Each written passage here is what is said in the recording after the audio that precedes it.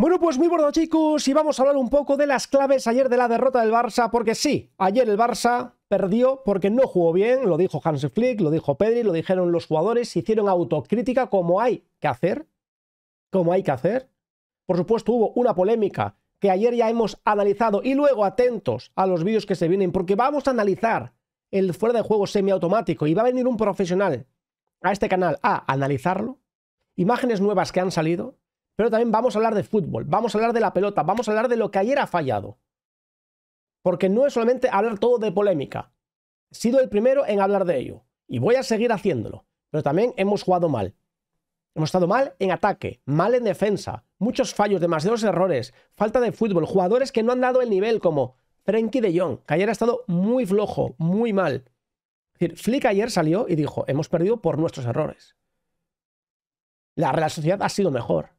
Flick ayer ha dicho, hemos merecido la derrota. Que hubo demasiados errores, que no hemos controlado, que no hemos atacado bien. Y es una realidad. Y es una realidad. Y hay que decirlo. Y hay que ponerle una solución.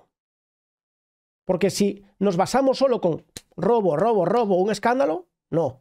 La plantilla, Flick, los jugadores, tienen que analizar lo que ha pasado. Luego el club y nosotros somos los que nos tenemos que quejar de los árbitros y tal. Eso sí, pero los jugadores, Flick, tiene que analizar lo que ha pasado. ¿Por qué hemos perdido contra la Real Sociedad? ¿Por qué nos han hecho 3-4 ocasiones muy claras? ¿Por qué no hemos disparado a portería? 0 disparos a puerta del Barça. No había sucedido con Flick. 0 disparos a portería. Ha sido un partido muy malo. Y una falta de ideas en los últimos metros increíble. Hay que mejorar eso. Por supuesto, también es un golpe de humildad, golpe de realidad, golpe de... Hay que seguir trabajando, hay que seguir mejorando, hay que hacer muchas cosas bien. Muchas cosas bien. Y por supuesto, creo que se ha notado y mucho la ausencia de Lamine Yamal. Hablaré un poco sobre esto durante este parón, porque creo que, como ayer os decía, hace falta fichar un extremo. No hace falta la prioridad, yo creo que no es la prioridad, pero un revulsivo. Yo no sé si gastar 80 millones en Leao es necesario, porque con Lamine Yamal y con Rafinha creo que estamos bien cubiertos, pero un revulsivo sí. Un revulsivo sí. Alguien que tenga un 1 para 1, porque ayer, por ejemplo, sin Lamine Yamal, a mí me faltó algo en los últimos metros. Me faltó un poco de desborde, me faltó un poco de magia, me faltó alguien que hiciese algo diferente, y ese es Lamine. Rafinha tiene un buen golpeo, Rafinha es un jugador que está rindiendo a un nivel increíble. Rafinha con espacios funciona muy bien, pero sin espacios no tiene ese 1 para 1. No tiene ese desborde. Es muy diferente. Entonces, claro, ayer es el ejemplo muy perfecto de que se ha notado algo. Y yo creo que la baja de Lamine Yamal ayer, en un partido tan estancado, se notó. Para eso viene Albert Blaya, para que nos haga un análisis táctico con la pizarra, para que veáis el dibujo, para que veáis imágenes del partido, de dónde ha fallado, cómo se ha notado la ausencia de Lamine Yamal, las claves de la derrota contra la Real Sociedad y también el mal partido de Frenkie de Jong. Os dejo con Albert Blaya, ya sabéis, apoyad esta clase de análisis si os gusta con un enorme like. Venga, a ver qué nos cuenta. ¿Qué tal? Y bienvenidos a un nuevo vídeo del Barça bajo la lupa. Soy Albert Blaya y ya sabéis que estoy aquí para analizar tácticamente algunas de las claves, en este caso, de la derrota del Barça ante la Real Sociedad, la segunda derrota en Liga. Y qué casualidad que las dos derrotas se han dado cuando Lamine Yamal no ha sido titular. De hecho, ayer ante el conjunto vasco no disputó ni un solo minuto, ni siquiera estuvo en el banquillo. Estará lesionado de 2 a 3 semanas y por lo tanto tendrá tiempo para descansar, ya que hay ahora parón de selecciones. Ya sabéis que podéis seguirme en mi canal de YouTube, Blaya Sensat, si os interesan estos análisis, y ampliar ahí la lupa que hago aquí en el canal de Manquer, que os animo a dejar vuestros comentarios y a dejar un like si os gusta la sección. En este vídeo voy a hablar básicamente de dos puntos principales para intentar explicar el por qué el Barça jugó uno de los partidos más espesos de toda la temporada. Con los datos en la mano, es lo siguiente: el Barça no hizo ningún disparo entre los 3 palos y de hecho solo hizo 5 remates sin contar jugadas a balón parado, saques de esquina o faltas laterales, donde el Barça pudo lograr sus 3 mejores ocasiones prácticamente con los disparos de Marc Casado y los 2 remates de Pau Cubarsí. Más allá de eso, el Barça no tuvo un partido bueno a nivel ofensivo, a pesar de tener el 70% de la posesión. Los hombres de Hansi Flick no fueron capaces de generar buenas situaciones de gol, y de hecho hay otro dato que creo que es muy interesante, y es que Robert Lewandowski tuvo las mismas participaciones en área rival que Íñigo Martínez y que Pau Cubarsí, 4 toques. Rafinha se quedó solo con 3, por lo tanto todavía menos que los centrales. Todo ello señala evidentemente la falta de recursos ofensivos del Barça ante una buena Real Sociedad, que cuajó para mí el mejor partido de la temporada. De hecho, el Barça a nivel defensivo tampoco estuvo bien. La Real, más allá del gol que marcó, tuvo 2 o 3 ocasiones realmente claras para haber podido aumentar la ventaja. Y la buena noticia para los de Hansi Flick es que, a pesar de no tener un buen partido, estuvieron siempre dentro del partido, compitieron hasta el último minuto con opciones de poderlo empatar. ¿Por qué el Barça atacó tan mal? El otro día, si os acordáis, aquí en el canal de Manquer, en el vídeo que hice sobre el análisis del Barça ante la Estrella Roja, os dije por qué creía que Lamine Yamal había sido el MVP del partido. No había marcado ningún gol, ni siquiera había asistido en un partido en el que el Barça marcó 5 goles, por lo que cuando un delantero, si su equipo marca 5 goles y no participa, se suele mirar con sospecha, pero Lamine había demostrado, ya no solo en ese partido, sino a lo largo de lo que llevamos de temporada, que es el futbolista más influyente para el Barça. Es el jugador que hace mejor a Jules Koundé, que permite que el francés pueda llegar a la línea de fondo, que el francés pueda tener mejores situaciones en esa banda derecha. Es el futbolista que activa la profundidad para que Rafinha, el futbolista más agresivo de toda la liga, sea efectivo atacando el espacio. Y es el jugador que permite que el Robert Lewandowski viva constantemente en área contraria. Ayer, sin Lamine Yamal, Koundé tuvo un mal partido, Rafinha pasó desapercibido y Robert Lewandowski solo fue efectivo lejos del área. No pudo marcar las diferencias en el área de Alex Remiro. Todo ello, repito, porque Lamine Yamal no jugó. Os voy a enseñar algunas capturas de pantalla para que veáis cómo afectó la baja de Lamine. Vamos allá. Con la baja de Lamine Yamal, lo que buscó Hansi Flick es situar a Fermín López en la posición del atacante catalán.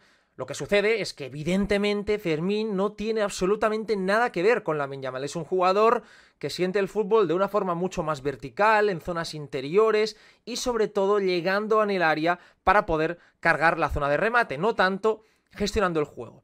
Esto llevó a Fermín, que partía teóricamente como ese extremo diestro que se metía por dentro, a abandonar constantemente la banda derecha. Y fijaos lo que sucedía con Jules Koundé, que quedaba totalmente liberado en ese costado. Una vez recibía Koundé, fijaos cómo está el Barça en el área contraria.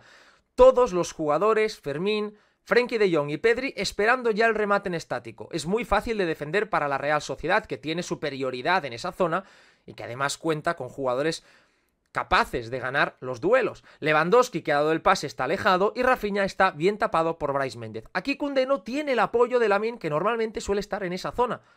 Aquí, si hubiese estado Lamine Yamal, probablemente el Barça hubiese tenido opciones de que recibiese el futbolista catalán y a partir de ahí buscar ese centro lateral o incluso el disparo para poder generar una ventaja. En cambio, al no ser así, Jules Koundé termina haciendo un pase hacia atrás que propicia una contra de la Real Sociedad. Ojo con esa contra, porque un mal pase de Koundé termina en esta ocasión clarísima de gol para la Real Sociedad. De nuevo, repito, el mismo patrón. Koundé no tuvo el apoyo de Lamine. Y eso se notó en que el Barça tuvo una circulación menos fluida. Repito, el Barça acumuló muchos pases, tuvo el 70% de posesión en un campo difícil, un equipo que también quiere la pelota como la Real Sociedad, pero hizo muy poquito con este 70%, pocas ocasiones realmente claras y sobre todo no aprovechó las ventajas que el posicionamiento defensivo de la Real le ofrecía. En banda derecha nunca tuvo amplitud, fijaos cómo Fermín López está muy centrado en esa posición y aquí el sistema defensivo de la Real lo que busca es precisamente tapar esos pases dentro con los jugadores muy comprimidos para que no haya espacios. El Barça hubiese agradecido evidentemente contar con un futbolista que abriese el campo en ese sector. La jugada avanza y de nuevo Koundé, al no poder jugar hacia adelante porque no hay opciones de pase, se ve forzado a jugar hacia atrás y el Barça pierde toda la ventaja. ¿Qué opciones de pase tiene Koundé en esta acción? Volvemos al mismo punto, la no presencia de Lamine no afecta solamente al propio Koundé, que es el damnificado principal porque es el jugador más cercano normalmente, sino también al resto de futbolistas. Claro, sin tener a Lamine aquí, estos atacantes, Lewandowski, Ansu y sobre todo también Rafinha, no pueden ser activados al espacio. No hay esa amenaza de ese jugador que te permita, con una combita perfecta, como suele hacerlo Lamine en esa zona, buscar ese desmarque al segundo palo o hundir a la defensa de la Real. Por lo tanto, fue un alivio para los hombres de Imanol Alguacil el hecho de que el Barça no pudiese contar con su mejor futbolista. Hay otro punto para mí que fue muy importante en ese partido y es el golpe sufrido por Frenkie de Jong. Sé que Frenkie de Jong es un jugador que levanta muchísima polémica, porque hay mucha gente que no ve con buenos ojos que el neerlandés sea titular. La realidad es que De Jong es un jugador importante para el Barça y para Hansi Flick, y que debe serlo, porque el Barça en el centro del campo, y sobre todo tras la lesión de Marc Barnal, y teniendo en cuenta que Gavi regresa de una lesión muy grave, no tiene demasiados efectivos. Tiene a Pedri, tiene a Marc Casado y tiene a Dani Olmo, que es un jugador para jugar en ese tercer escalón, al igual que Fermín. Además, allá de Gavi, repito, que vuelve de una lesión grave, por lo que Frenkie de Jong tiene que sumar minutos. Ayer ante la Real Sociedad creo que de Jong empezó bien el partido. Fue clave en los primeros 25 minutos para que el Barça tuviese fluidez, pero se fue apagando después de recibir un golpe y ahí se escondió. Y el futbolista neerlandés pasó de ser un jugador activo a la hora de recibir el balón, a la hora de mostrar su personalidad, a esconderse, a no ir al choque, a no ir al duelo. Y a partir de ahí el Barça empezó a perder el control del partido, empezó a hacer menos daño a la Real y los del Alguacil empezaron a controlar lo que sucedía. Vamos a verlo. Lo que estáis viendo en pantalla son todos los pases que dio Frenkie de Jong del minuto 0 al 25 de partido, antes de recibir el golpe. Como podéis apreciar, da hasta 25 pases en ese tramo de partido, mostrándose muy activo, siendo el jugador de hecho del Barça que más pases da, sin contar a los centrales. En cambio, después de recibir el golpe, este es el mapa de pases de Frenkie de Jong, en lo que restaba de primer tiempo. Solo 6 envíos, 18 menos en prácticamente el mismo lapso de tiempo, lo que señala claramente lo que os estaba comentando, que Frenkie de Jong pasó de mostrarse de ser un jugador agresivo a esconderse en la posesión de balón. Hay una jugada que lo ejemplifica bastante bien y es esta. El Barça estaba con problemas porque la Real Sociedad es un equipo muy valiente a la hora de presionar. Fijaos, lo que buscaba el equipo de Alguacil era ir hombre a hombre en el lado de balón.